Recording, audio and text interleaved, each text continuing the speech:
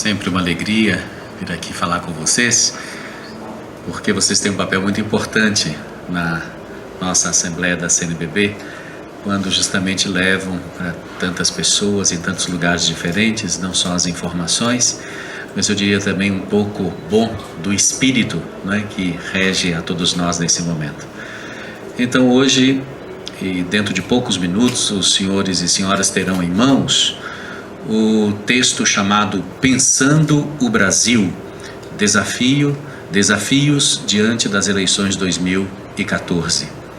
Este texto, ele é um texto que vai além de uma nota, mais até do que um pouco uma mensagem. Ele quer ser um texto de reflexão para ajudar a pensar o Brasil neste momento e também para inspirar a elaboração de outros materiais de conscientização para as eleições, deste ano de 2014, lá nas dioceses, de acordo com as suas realidades.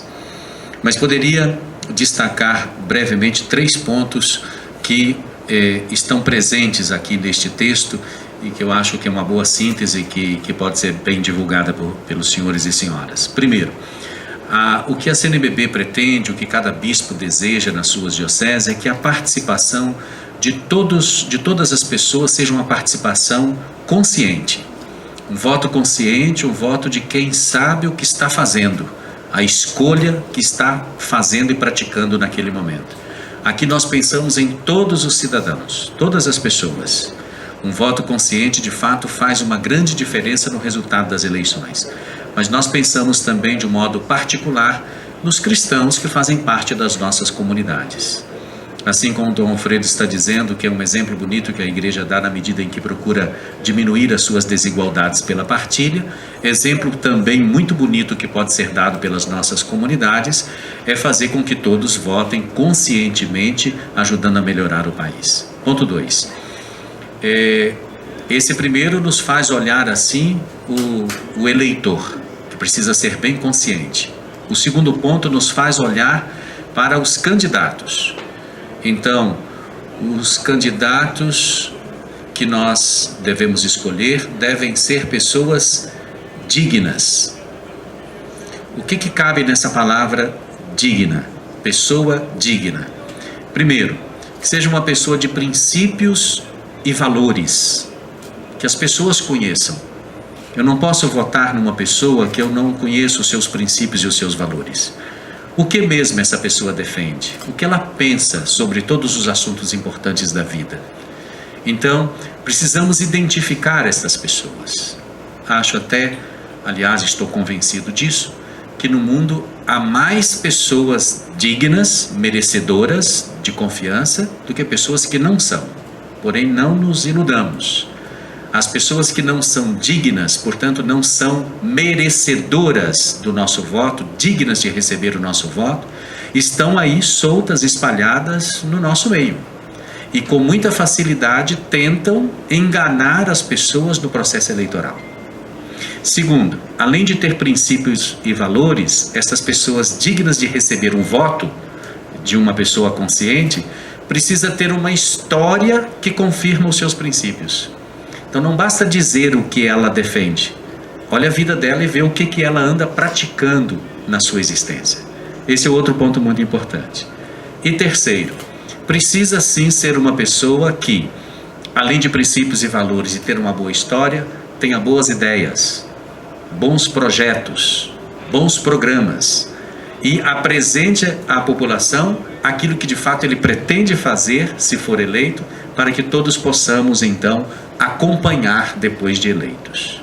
Então, o primeiro ponto, a participação consciente do eleitor. Segundo ponto, encontrarmos pessoas merecedoras, dignas do voto do eleitor consciente. E terceiro e último ponto, nós precisamos também descobrir pessoas que se comprometam com a realização da reforma política no nosso Brasil. Nós precisamos de muitas reformas. Eu sempre destaco, em primeiro lugar, a reforma no campo da educação, porque a nossa educação ela é de baixo nível ela não corresponde ao potencial que o povo brasileiro tem e, portanto, precisa de reformas profundas. Assim como precisamos da reforma tributária, da reforma fiscal, precisamos da reforma política, inclusive porque estas outras reformas são feitas com a participação muito especial e muito própria dos políticos.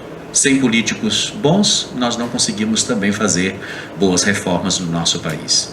Então, estamos também ajudando a sociedade brasileira a se conscientizar através de um projeto de lei de iniciativa popular da necessidade de fazermos esta reforma e de sairmos já imediatamente em campanha de assinaturas. Precisamos conseguir 1,5 milhão, quem sabe vamos conseguir 10 milhões de assinaturas para dizer de fato que nós não estamos satisfeitos com o tipo de político que nós temos hoje no Brasil, com bonitas e honrosas exceções, evidentemente, mas nós queremos de fato modificar esta realidade. Tudo isso vai ajudar e vai favorecer que aconteça uma mudança também na economia do nosso país.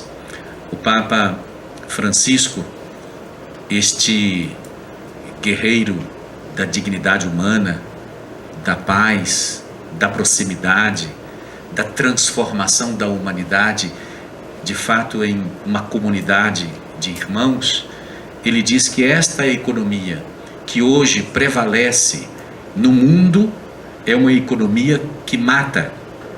Ela mata porque ela exclui e ela promove a desigualdade entre as pessoas. Então, com o desejo de mudar tudo isso, precisamos fazer o que está ao nosso alcance. Em primeiro lugar, dar um voto, mas um voto cheio de significado, um voto que é resultado da nossa consciência bem formada, do nosso afeto, né, pelo povo brasileiro, que merece tanto políticos melhores no momento atual. Muito obrigado.